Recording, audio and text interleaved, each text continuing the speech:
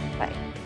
Now, Georgia is a few months away from a parliamentary election, and the newly appointed Prime Minister has promised some ambitious economic reform. Vano Merabishvili says he wants to attract $4 billion in foreign direct investment over the next 4 years. That would see the creation of more than 270,000 new jobs. And they're needed if Georgia is to tackle an unemployment rate that hit more than 15% last year. There are also plans to increase pensions and give citizens better access to health care at a cost of about $5 billion. Well, for more on the country's growing prospects, Georgian Economy Minister Vera Kobalia joins me from London. Thank you for joining us. Could you give us a snapshot, first of all, of Georgia's economy? What's working and what isn't? Sure. We've seen a very new picture of Georgia for the last 8 years. When you look at the last couple of years, you see the Georgian economy has been growing tremendously, especially considering the financial challenges of the world. Last year, we had 7% growth. The year before, we had 6.5% growth. Next year, we're anticipating, and this year as well, we're anticipating over 7% growth. Where is this all coming from? Looking at a country of 4.5 million, what we've managed to do is we've built a regional hub in the area where you see that, for example, automobiles are #1 export. And it's truly becoming a trade hub for many countries around us coming to Georgia and doing their business in Georgia. But when you go to work in the morning and you sit at your desk, presumably you know what's working, and you can leave that to one side for the moment. What isn't working?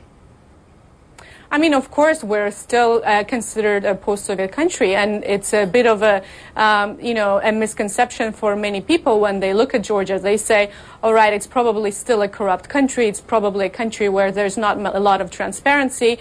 And this is what we and I and all the people at my ministry have been going around the world and saying that come to Georgia and see what World Bank is talking about, see what Transparency International is talking about, see what European Union surveys are saying, that Georgia today is the least corrupt country, one of the least corrupt countries in the world. And that is something that you've worked on in the last few years. But when you talk about trying to access $4 billion of foreign direct investment, how do you intend to get that money given the world climate? Of course, financial challenges of the world are affecting Georgia as well. When 25% of our exports are going to EU, we're looking at everything that is happening at the world and how it's affecting us as well. But attracting FDI has been on a positive trend in Georgia, and in the first quarter of this year, we've seen 20% growth compared to last year in terms of FDI. Why? Because of the open business environment that we've created. Business that comes into Georgia wants to establish itself there. Cool. Let me ask you, if I could, about when you say 25% of your exports goes to the European Union. I'm wondering when you're thinking long term, 25% goes to the EU, but what about your relationship with the BRIC countries? What about your relationship with China? And specifically, what about your relationship with Iran? Because as a result of loosening visa restrictions, tens of thousands of Iranians in the last year or so are beginning to visit your country. How do you balance the relationship with the West with this relationship with Iran? First of all, to answer your first question, we have a great relationship with China, with India, with the rest of the BRIC countries. We're seeing more and more investment from these countries, and we're seeing more and more Georgian products being exported to these countries, including agricultural products.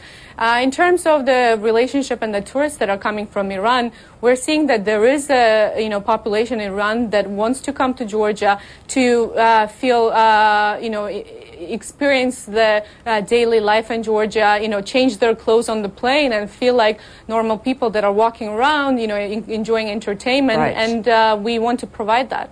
A quick final question. Georgia's been working very hard on its image. Its ministries are filled with very young, energetic, dynamic people such as yourself. But in a country where there's a lot of unemployment and 50% of the population lives in the rural agricultural area, I'm wondering, is it possible to have this fast growth and set dynamic new targets as well as changing the country's psyche at the same time?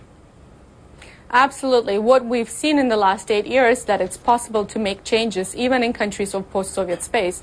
We see that Georgia has managed to establish itself in the economic, zone of Caucasus and even further in the region. We see that when we're talking about tourism, it's not only Iranians.